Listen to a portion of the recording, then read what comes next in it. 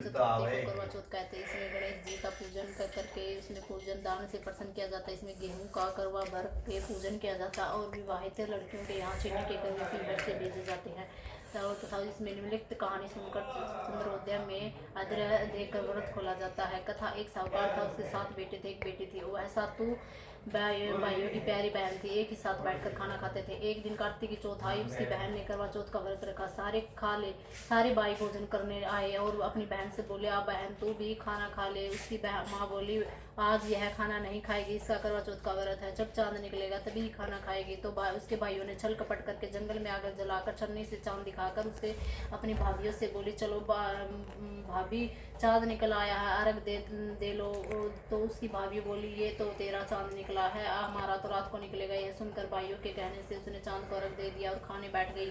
पहला टुकड़ा तोड़ा, बाल निकला। दूसरा टुकड़ा तोड़ा तो छींक आई। तीसरा टुकड़ा तोड़ा तो राजा के घर से बुलाया गया कि राजा का लड़का बहुत बीमार है, जल्दी भेजो। माँ ने लड़की के पहनने के लिए 3 बार संदूक खोला, तीनों बार सफ़ेद कपड़े निकले। अब उसको सफ़ेद कपड़े पहनाकर ही ससुराल भेज दिया। और माँ ने लड़की के पल्ले में एक सोने का सिक्का बांध दिया और बोली, रास्ते में जो मिले उसके पैर छूते हुए आना, जाना तो तुझे सुहागन का आशीर्वाद दे, उसे सोने का सिक्का दे देना और पल्ले को गांठ लगा लेना।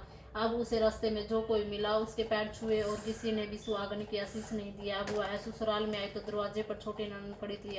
वह उसके पैर पड़ी तो ननद बोली, से इसीलिए हो, सपुती हो, 7 बेटों की माँ हो, मेरे भाई का सुख देख। अब उसने सोने का सिक्का ननद को देख कर पल्ले को गांठ मार ली। उसके बाद वह अंदर आई, आकर देखा कि उसका पति मरा पड़ा है। अब उसे लेकर वह कोठड़ी में बैठी रही। 1 साल तक उसकी सेवा की। उसकी सास ननद बांदी के हाथ बची कुची रोटी भेज देती। इस प्रकार अपने पति की सेवा करते करते 1 साल हो गया। करवा चौथ का व्रत आया। सारी पड़ोसनों ने नहा धोकर करवा चौथ का व्रत रखा।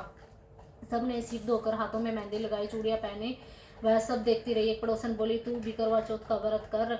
उस तब वह बोली कि मैं कैसे करूँ। वह बोली, चौथ माता की कृपा से सब ठीक हो जाएगा। उसके कहने से उसने भी व्रत रखा। थोड़ी देर के बाद करवे बेचने आई। करवे लो भाइयों की प्यारी करवे लो, ये करवे वाली मेरे को भी करवे दे जा। वह कहने लगी, मेरी दूसरी बहन आई तो तेरे को करवा देगी। दूसरी आई, करवे लो भाइयों की प्यारी करवे लो, एक करवे वाली मेरे को भी करवा दो। तो वह बोली, मेरी तीसरी बहन आएगी, तेरे को करवा देगी।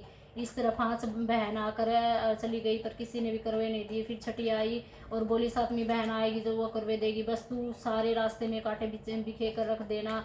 जब वह खूब चिल्लाती हुई आएगी तो उसके पैर में कांटा चुभ जाएगा, तब तू सुई लेकर बैठ जाना और उसका पैर पकड़कर छोड़ना मत और अपने पैरों का कांटा निकाल देना। वह तेरे को आशीर्वाद देगी, भाई जियो श्याई जियो। जब वह मुझे आशीर्वाद देगी तो तुझे उस करवे मांग लेना, जब वह तुझे करवे ही देकर जाएगी फिर तू उजमन करना, तेरा पति अच्छा हो जाएगा।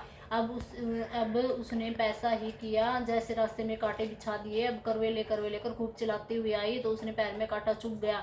उसने उसका पैर पकड़कर छोड़ा नहीं और कांटा निकाल दिया। उसने आशीर्वाद दिया। जब वह बोली, जब तूने मुझे आशीर्वाद दिया कि करवे भी देकर जा, वह बोली, तुझे मैं ठग लिया। यह कहकर उसे करवे दे दिया। अब करवे लेकर उससे जुम्मन की तैयारी की। व्रत रखा। राजा का लड़का ठीक हो गया और बोला, मैं